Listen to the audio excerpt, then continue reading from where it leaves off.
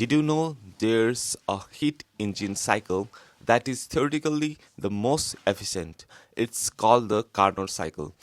आज हामी कार्नोट साइकलको बारेमा सिक्दैछौँ कसरी यो काम गर्छ र किन यो सबैभन्दा एक्सिलेन्ट मानिन्छ भन्ने कुरा बुझ्छौँ है त The Carnot cycle is the theoretical thermodynamics cycle. It tells us the maximum possible thermodynamics cycle. It tells us the maximum possible efficiency any heat engine can achieve when working two temperatures. It was produced by Nicholas Sadi Carnot in 1824, often called the father of thermodynamics. Carnot cycle, the fourth step. Isothermal expansion, heat in. The gas absorbs heat from the high temperature reservoir. ग्यासले तातो स्रोतबाट energy लिन्छ र विस्तार गर्छ. Second step, adiabatic expansion, no heat exchange. The gas continues to expand but no heat is transferred. Temperature decreases as it does work.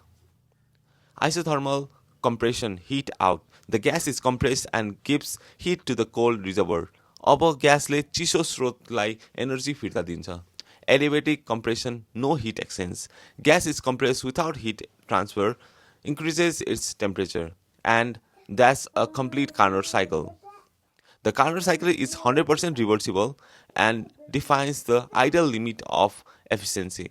In real life, no engine can be more efficient than a Carnot engine.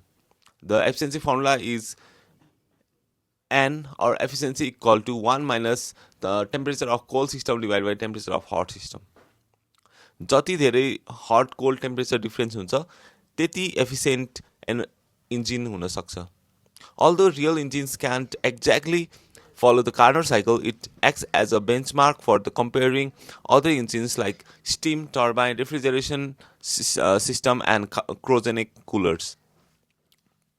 So now you know how Carnot cycle works and why it is so important in thermodynamics. यदि तपाईलाई यो video उपयोग लाग्छ भने like, share and subscribe गर्नुहोला. Thank you so much.